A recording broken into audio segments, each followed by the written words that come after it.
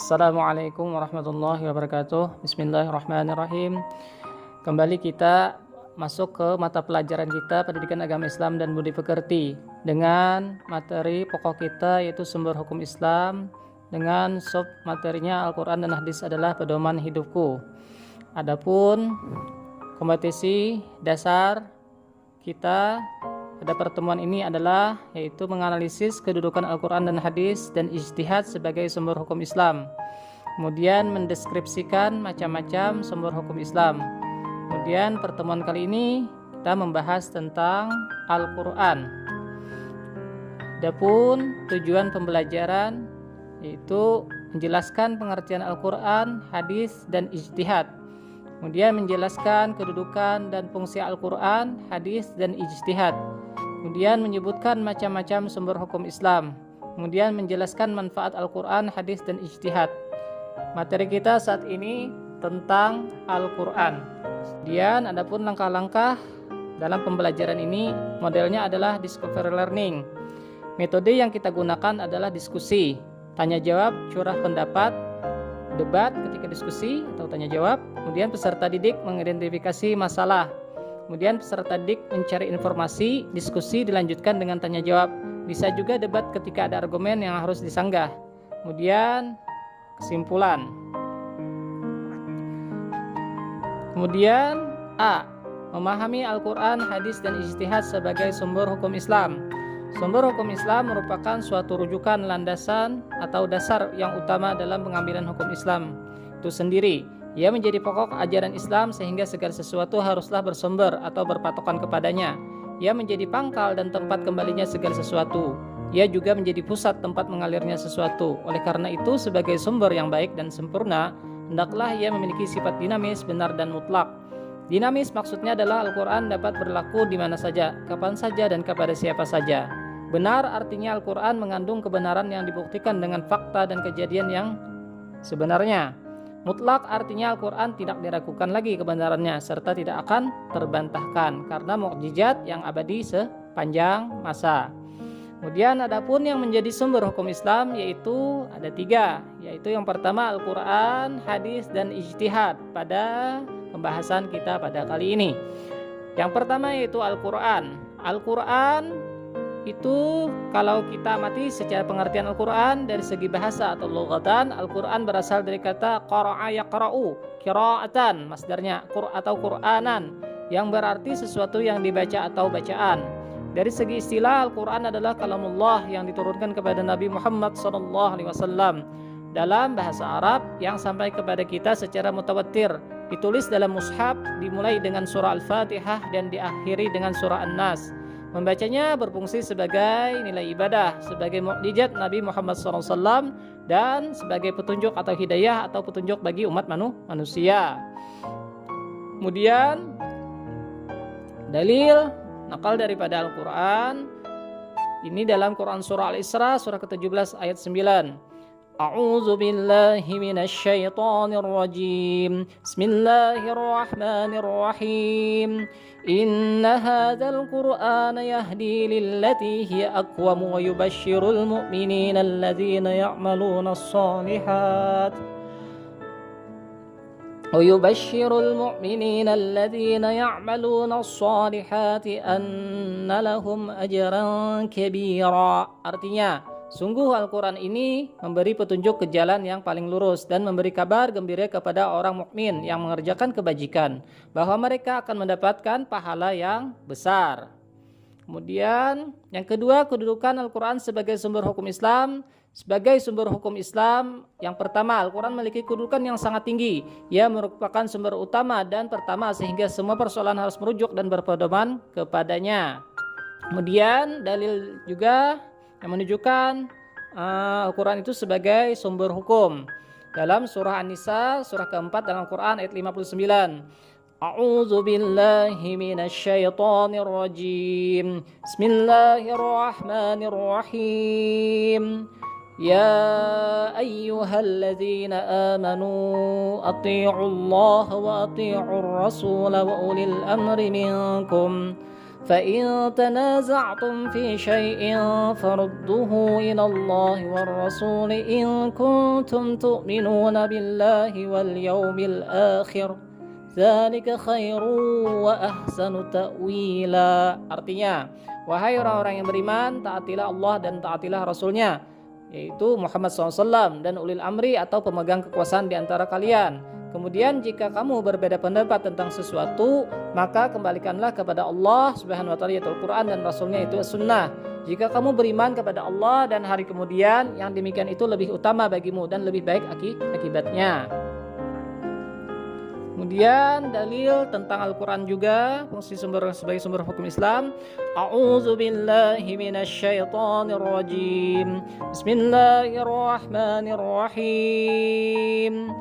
Inna anzalna ilaikal kitaba bil haqqi litahkuma bainan nasi bima arakallah wa la takun lil khainina khasima. Quran surah An-Nisa surah keempat ayat 105, yang artinya, sungguh kami telah menurunkan kitab Al-Quran kepadamu Muhammad, membawa kebenaran agar engkau mengadili antara manusia dengan apa yang telah diajarkan Allah kepadamu, dan janganlah engkau menjadi penentang orang yang tidak bersalah karena membela orang yang berkhianat di antara kalian. Berdasarkan dua ayat di atas, jelaslah dari Al-Quran adalah kitab yang berisi sebagai petunjuk dan peringatan, basyira wa nadhira, bagi orang-orang yang beriman. Al-Quran sumber dari segala sumber hukum, baik dalam konteks kehidupan di dunia maupun di akhirat. Namun demikian, hukum-hukum yang terdapat dalam kitab suci Al-Quran ada yang bersifat rinci, tafsili, dan sangat jelas maksudnya, dan ada yang masih bersifat am atau umum dan perlu pemahaman mendalam untuk memahaminya.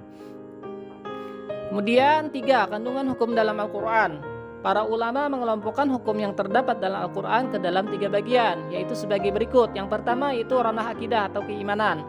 Akidah atau keimanan adalah keyakinan yang tertancap kuat di dalam hati. Akidah terkait dengan keimanan terhadap hal-hal yang gaib, yang terangkum dalam rukun iman atau arkanul iman, yaitu iman kepada Allah Subhanahu wa taala, malaikat, kitab suci, para rasul, hari kiamat, dan qada dan qadar Allah Subhanahu wa taala, ketentuan baik dan buruk. Kemudian atau bagian yang kedua yaitu berkenaan tentang syariah atau ibadah. Hukum ini mengatur tentang tata cara ibadah, baik yang berhubungan langsung dengan Khalik atau pencipta, yaitu Allah Subhanahu wa taala, yang disebut dengan ibadah mahdah, yaitu berkenaan tentang makhluknya kepada Sang Khalik. Kemudian maupun yang berhubungan dengan sesama makhluknya, atau disebut juga dengan ibadah ghair mahdah. Ilmu yang pelajari tata cara ibadah ini dinamakan ilmu fikih atau ilmu syariah. Kemudian hukum ibadah. Yang pertama, hukum ini mengatur bagaimana seharusnya melaksanakan ibadah yang sesuai dengan ajaran Islam. Hukum ini mengandung perintah untuk mengerjakan sholat, haji, dan zakat, puasa, dan lain sebagainya, yang menuntut kepada tata cara ibadah itu supaya sah dan diterima oleh Allah Subhanahu wa taala. Kemudian yang kedua, hukum muamalah. Hukum ini mengatur interaksi atau hubungan antara manusia dengan sesamanya, seperti hukum tentang tata cara jual beli atau buyuk, hukum pidana, hukum perdata, hukum warisan, pernikahan, politik, dan lain sebagainya. Kemudian yang ketiga yaitu dalam Al-Quran ada namanya ranah akhlak atau budi pekerti atau ihsan atau tasawuf. Selain bersih hukum-hukum tentang akidah dan ibadah, Al-Quran juga bersih hukum-hukum tentang akhlak. Al-Quran menuntun bagaimana seharusnya manusia berakhlakul karimah atau berperilaku baik. Akhlak kepada Allah Subhanahu wa taala, kepada sesama manusia, dan akhlak terhadap makhluk Allah Subhanahu wa taala yang lain. Pendeknya, akhlak adalah tuntunan dalam hubungan antara manusia dengan Allah Subhanahu wa taala, hubungan manusia dengan manusia, dan hubungan manusia dengan alam semesta. Hukum ini tercermin dalam konsep perbuatan manusia yang tampak mulai dari gerakan mulut, ucapan tangan, dan kaki. Oke, kemudian pembahasannya kedua yaitu al-hadis atau as-sunnah. Tadi sudah kita jelaskan tentang Al-Quran. Adapun pengertian hadis atau sunnah secara bahasa berarti perkataan atau ucapan. Menurut istilah, hadis adalah segala perkataan, perbuatan, dan ketetapan atau takrir yang dilakukan oleh Nabi baginda Muhammad SAW. Hadis juga dinamakan sunnah. Namun demikian ulama hadis membedakan hadis dengan sunnah. Hadis adalah ucapan atau perkataan Rasulullah SAW, sedangkan sunnah ada segala apa yang dilakukan oleh Rasulullah SAW yang menjadi sumber hukum Islam. Oke. Kemudian Bagian-bagian hadis adalah sebagai berikut. Yang pertama dalam bagian hadis itu ada yang dinamakan sanad, yaitu sekelompok orang atau seseorang yang menyampaikan hadis dari Rasulullah SAW sampai kepada kita sekarang. Kemudian bagian yang kedua B matan, yaitu isi atau materi hadis yang disampaikan Rasulullah SAW. Kemudian yang ketiga yaitu C rawi, adalah orang yang meriwayatkan hadis. Misalnya di akhir hadis ada hadis riwayat siapa, itu adalah namanya rawi yang meriwayatkan hadis. Kemudian yang kedua, kedudukan hadis atau sunnah sebagai sumber Islam yang kedua. Sebagai sumber hukum Islam, hadis berada satu tingkat di bawah Al-Quran. Artinya jika sebuah perkara hukum tidak terdapat Al-Quran, ayat yang harus dijadikan sandaran berikutnya ada hadis tersebut, yang merupakan sumber hukum Islam yang kedua dalam sumber hukum Islam. Kemudian dalil dalam penggunaan sumber hukum Islam yang kedua yaitu hadis, itu dalam surah Al-Hasyr, surah ke-59 ayat 7. Yang mana bunyinya a'udzubillahi minasyaitonir rajim. Bismillahirrahmanirrahim. Wama atakumur rasul fakhudhuhu wama nahakum anhu fantahu wattaqullah innallaha syadidul iqab. Artinya, dan apa-apa yang diberikan Rasul kepadamu maka terimalah ia, dan apa-apa yang dilarangnya maka tinggalkanlah. Kemudian dalil yang kedua dari penggunaan hadis sebagai sumber hukum Islam yaitu Quran surah An-Nisa surah keempat ayat 80. A'udzu billahi minasyaitonir rajim. Bismillahirrahmanirrahim. Man yuti'ir rasul faqad ata'a Allah. وَمَنْ تَوَلَّى فَمَا أَرْسَلْنَاكَ عَلَيْهِمْ حَفِيظًا. Artinya, barang siapa menaati Rasul yaitu baginda Muhammad, maka sesungguhnya ia telah menaati Allah Subhanahu wa taala. Dan barang siapa berpaling darinya, maka ketahuilah kami tidak mengutusmu Muhammad untuk menjadi pemelihara mereka. Kemudian fungsi hadis terhadap Al-Quran yaitu yang pertama menjelaskan ayat Al-Quran yang masih bersifat umum. Contohnya adalah ayat Al-Quran yang memerintahkan sholat. Perintah sholat dalam Al-Quran masih bersifat umum sehingga diperjelas dengan adanya hadis-hadis Rasulullah SAW tentang sholat, baik tentang tata caranya atau kaifiatnya maupun jumlah bilangan rakaatnya. Untuk menjelaskan perintah sholat tersebut misalnya keluarlah sebuah hadis yang berbunyi, sholatlah kalian sebagaimana kalian melihat aku sholat. Shallu kama ra'aitumuni usalli. Di riwayat Bukhari. Kemudian B. Memperkuat pernyataan yang ada dalam Al-Quran. Seperti dalam Al-Quran terdapat ayat yang menyatakan, barang siapa di antara kalian melihat bulan, maka berpuasalah. Maka ayat tersebut diperkuat oleh sebuah hadis yang berbunyi, berpuasalah karena melihat bulan dan berbukalah karena melihatnya. Hadis riwayat Bukhari Muslim, muttafaqun alaih. Kemudian fungsi yang ketiga dalam Al-Quran hadis juga sebagai saya menerangkan maksud dan tujuan ayat. Misal dalam Quran surat Taubah surah ke-9 ayat 34 dikatakan orang-orang yang menyimpan emas dan perak kemudian tidak membelanjakannya di jalan Allah Subhanahu wa taala, gembirakanlah mereka dengan azab yang pedih. Ayat ini dijelaskan oleh hadis yang berbunyi Allah Subhanahu wa taala tidak mewajibkan zakat kecuali supaya menjadi baik harta-hartamu yang sudah dizakati. Hadis riwayat Imam Baihaqi. Kemudian yang keempat yaitu menetapkan hukum baru yang tidak terdapat dalam Al-Quran. Maksudnya adalah bahwa jika suatu masalah tidak terdapat hukumnya dalam Al-Quran, diambil dari hadis yang sesuai. Misalnya, bagaimana hukumnya seorang laki-laki yang menikahi saudara perempuan istrinya, itu dibahas dalam hadis. Kemudian hadisnya ini berkenaan tentang hukum tadi, yaitu riwayat dari Nabi Hurairah radhiyallahu anhu anna Rasulullah sallallahu alaihi wasallam qala la yajma'u bainal mar'ati wa ammatiha wa la bainal mar'ati wa khalatiha, rawahu Bukhari. Yang artinya dari riwayat Abi Hurairah radhiyallahu anhu Rasulullah bersabda, dilarang seseorang mengawini secara bersama seorang perempuan dengan saudara dari ayahnya serta seorang perempuan dengan saudara perempuan dari ibunya. Hadis sahih riwayat Bukhari. Kemudian macam-macam hadis ditinjau dari segi perawinya. Hadis terbagi ke dalam 3 bagian, yaitu A. hadis mutawatir, kemudian ada hadis masyhur, kemudian ada namanya hadis ahad. Pertama A. hadis mutawatir. Hadis mutawatir adalah hadis yang diriwayatkan oleh banyak perawi baik dari kalangan para sahabat maupun generasi sesudahnya, dan dipastikan di antara mereka tidak bersepakat dusta. Contohnya adalah hadis yang berbunyi sebagai berikut. Contoh hadis mutawatir yaitu an Abi Hurairah qala Rasulullah sallallahu alaihi wasallam Man kadzdzaba alayya muta'ammidan falyatabawwa maq'adahu minan nar. Rawahul Bukhari Muslim.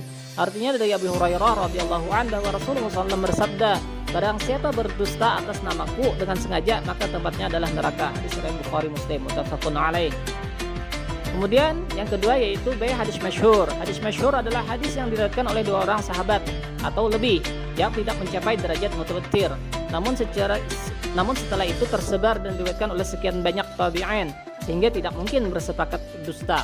Contoh hadis jenis ini adalah hadis yang artinya orang Islam adalah orang-orang yang tidak mengganggu orang lain dengan lidah dan tangannya. Hadis riwayat Bukhari Muslim dan At-Tirmidzi.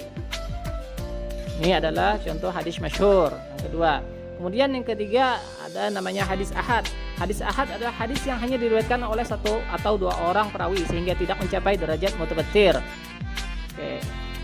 Kemudian dilihat dari segi kualitas orang yang meriwayatkan perawi hadis dibagi ke dalam 3 bagian, yaitu ada namanya sahih, kemudian ada namanya hasan hadis itu, kemudian adanya hadis dhaif. Selain itu ada juga yang disebut hadis maudhu' atau hadis palsu. Kemudian hadis sahih yang pertama, hadis sahih adalah hadis yang diriwayatkan oleh perawi yang adil, kuat hafalannya, siqah, tajam penelitiannya, sanadnya bersambung, tasil kepada Rasulullah SAW, tidak tercela, tidak bertentangan dengan riwayat orang yang lebih terpercaya. Hadis ini dijadikan sebagai sumber hukum dalam beribadah ataupun menjadi argumen atau hujjah. Kemudian yang kedua tingkatan hadis yaitu ada namanya hadis hasan. Adalah hadis yang diriwayatkan oleh perawi yang adil tetapi kurang kuat hafalannya. Sanadnya bersambung, tidak cacat dan tidak bertentangan sama seperti hadis sahih. Hadis ini dijadikan sebagai landasan mengerjakan amal ibadah biasanya. Kemudian yang ketiga adalah pengertian hadis dhaif. Hadis dhaif yaitu hadis yang tidak memenuhi kualitas standar hadis sahih dan hadis hasan. Para ulama mengatakan bahwa hadis ini tidak bisa dijadikan sebagai argumen atau hujjah, tetapi dapat dijadikan sebagai motivasi dalam beribadah atau fadailul amal. Kemudian yang terakhir, yang keempat yaitu adanya namanya hadis maudhu', yaitu hadis yang bukan bersumber kepada Rasulullah SAW atau hadis palsu.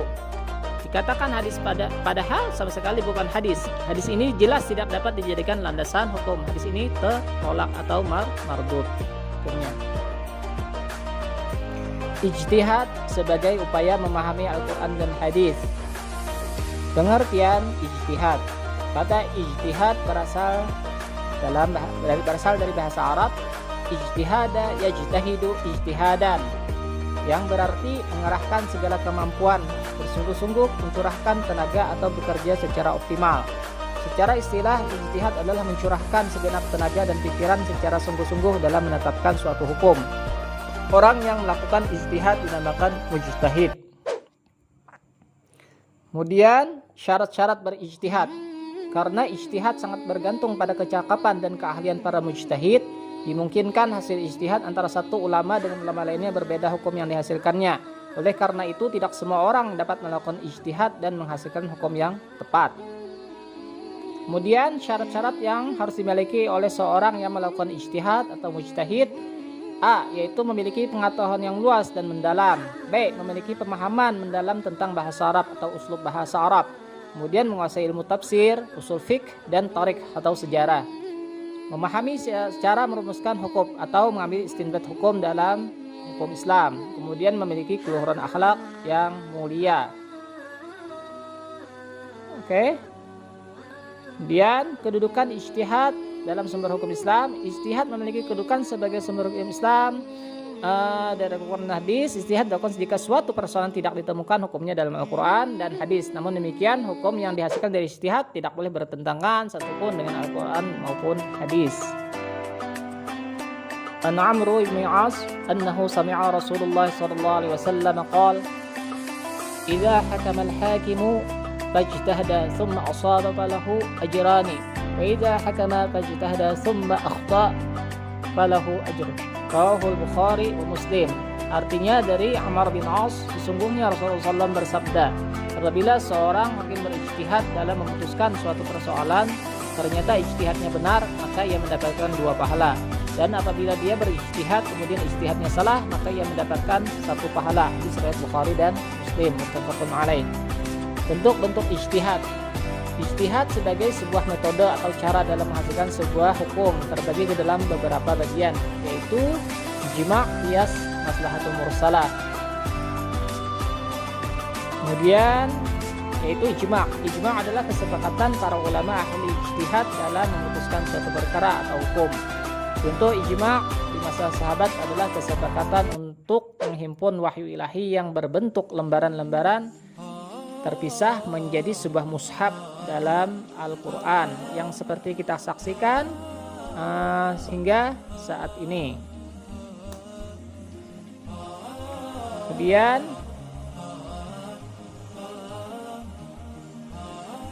Kemudian yang keempat yaitu qiyas. Qiyas adalah sumber hukum Islam juga, dan mempersamakan atau menganalogikan masalah baru yang tidak terdapat dalam Al-Quran atau hadis dengan yang sudah terdapat hukumnya dalam Al-Quran dan hadis karena kesamaan sifat atau karakternya. Contoh qiyas adalah mengharamkan hukum minuman keras selain khamar seperti brandy, whisky, topi miring, vodka, dan narkoba karena memiliki kesamaan sifat dan karakter dengan khamar, yaitu sifatnya memabukkan. Kemudian sumber hukum Islam juga yaitu maslahatul mursalah. Maslahatul mursalah artinya menetapkan hukum yang menitik beratkan pada kemanfaatan suatu perbuatan dan tujuan hakiki universal terhadap syariat Islam. Misalkan seseorang wajib mengganti atau membayar kerugian atas kerugian kepada pemilik barang karena kerusakan di luar kesepakatan yang telah ditetapkan. Kemudian pembagian hukum Islam tadi sudah kita jelaskan bagian pembagiannya. Kemudian para ulama membagi hukum Islam ke dalam dua bagian, yaitu hukum yang ada namanya hukum taklifi dan ada hukum wad'i. Hukum taklifi adalah tuntunan Allah Subhanahu wa taala yang berkaitan dengan perintah dan larangan. Hukum wad'i adalah perintah Allah Subhanahu wa taala yang merupakan sebab, syarat atau penghalang bagi adanya sesuatu. Kemudian hukum taklifi. Hukum taklifi terbagi ke dalam 5 bagian seperti berikut. Ada yang namanya wajib, sunnah, haram, makruh, dan mubah. Adapun pengertian wajib atau fardu yaitu aturan Allah Subhanahu wa taala yang harus dikerjakan dengan konsekuensi bahwa jika dikerjakan akan mendapatkan pahala dan jika dia meninggalkan akan berakibat dosa. Misalnya perintah wajib salat, melaksanakannya, puasa, zakat, dan haji bagi yang mampu, dan sebagainya. Kemudian pengertian sunnah. Sunnah atau mandub yaitu tuntutan untuk melakukan suatu perbuatan dengan konsekuensi jika dikerjakan akan mendapatkan pahala dan jika ditinggalkan karena berat untuk melakukannya tidaklah berdosa. Misalnya ibadah sholat rawatib, puasa Senin Kamis, dan sunnah-sunnah lainnya. Kemudian yang ketiga yaitu hukum tahrim atau haram, yaitu larangan untuk mengerjakan suatu pekerjaan atau perbuatan. Konsekuensinya adalah jika larangan tersebut dilakukan akan mendapatkan pahala dan jika tetap dilakukan akan mendapatkan dosa dan hukuman. Akibat yang ditimbulkan dari pengerjakan larangan Allah Subhanahu wa taala ini dapat langsung mendapatkan hukuman di dunia. Ada pula yang dibalas di akhir kelak. Misalnya larangan meminum minuman keras, narkoba, khamar, ataupun yang memabukkan lainnya. Larangan berzina, larangan berjudi, dan sebagainya. Kemudian pengertian makruh atau karahah, yaitu tuntunan untuk meninggalkan suatu perbuatan. Makruh artinya suatu yang dibenci atau tidak disukai. Konsekuensi hukum ini adalah jika dikerjakan tidaklah berdosa, akan tetapi jika ditinggalkan akan mendapatkan pahala. Misalnya adalah mengonsumsi makanan yang beraroma tidak sedap seperti bawang. Itu ketika sebelum salat itu makruh hukumnya karena zatnya atau sifatnya. Kemudian ada juga yang namanya mubah atau al-ibahah, yaitu sesuatu yang boleh untuk dikerjakan dan boleh untuk ditinggalkan.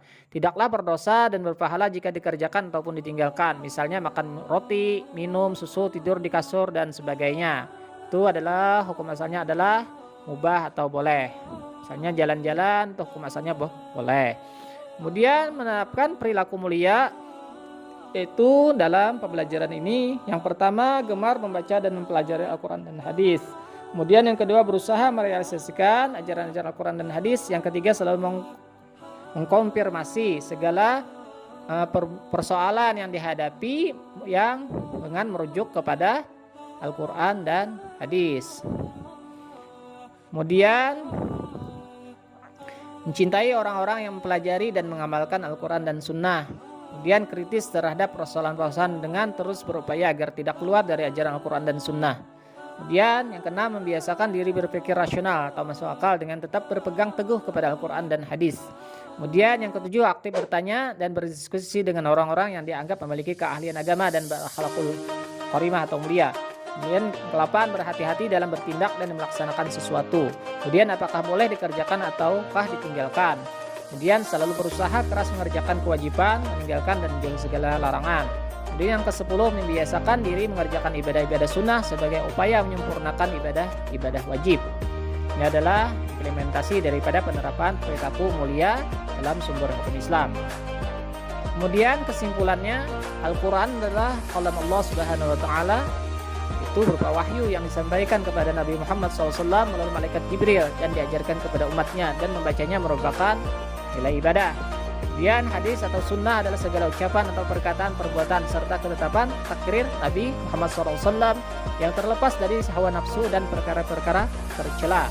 Kemudian Al-Quran adalah sumber hukum utama selain sebagai kitab suci. Oleh karena itu, semua ketentuan hukum yang berlaku tidak boleh bertentangan dengan hukum-hukum yang terdapat dalam Al-Quran. Hadis merupakan sumber hukum Islam yang kedua setelah Al-Quran. Dengan demikian, hadis memiliki fungsi yang sangat penting dalam hukum Islam. Di antara fungsi hadis yaitu untuk menegaskan ketentuan yang telah ada dalam Al-Quran, menjelaskan ayat Al-Quran atau sebagai al-bayan, tafsir, dan menjelaskan ayat Al-Quran yang bersifat am atau umum atau bayan takhsis. Ijtihad artinya bersungguh-sungguh atau mencurahkan segala kemampuan. Ijtihad yaitu upaya sungguh-sungguh mengerahkan segenap kemampuan akal untuk mendapatkan hukum-hukum syariat pada masalah-masalah yang tidak ada. Maksudnya, ijtihad dilakukan dengan mencurahkan kemampuan untuk mendapatkan hukum syarak atau ketentuan hukum yang bersifat operasional dengan mengambil kesimpulan dari prinsip dan aturan yang telah ada dalam Al-Quran dan Sunnah Nabi Muhammad SAW. Kemudian bersikap rasional, kritis, dan logis dalam beragama, berarti selalu menanyakan landasan dasar dalil atas setiap amalan keagamaan yang dilakukan. Dengan cara ini seseorang akan dapat terbebas dari taklid buta. Lawan taklid adalah ittiba', yaitu melaksanakan amalan-amalan keagamaan dengan mengetahui landasan dan dasar dalilnya. Kemudian merealisasikan dan menerapkan hukum Islam dan kehidupan akan membawa manfaat besar bagi manusia. Semua aturan hukum yang bersumber dari Allah Subhanahu wa Ta'ala dan Rasulnya merupakan suatu aturan yang dapat membawa kemaslahatan hidup di dunia dan akhirat. Demikianlah video kita belajar pada ini. Salah hilaf, billahi taufiq wal hidayah. Wassalamualaikum warahmatullahi wabarakatuh.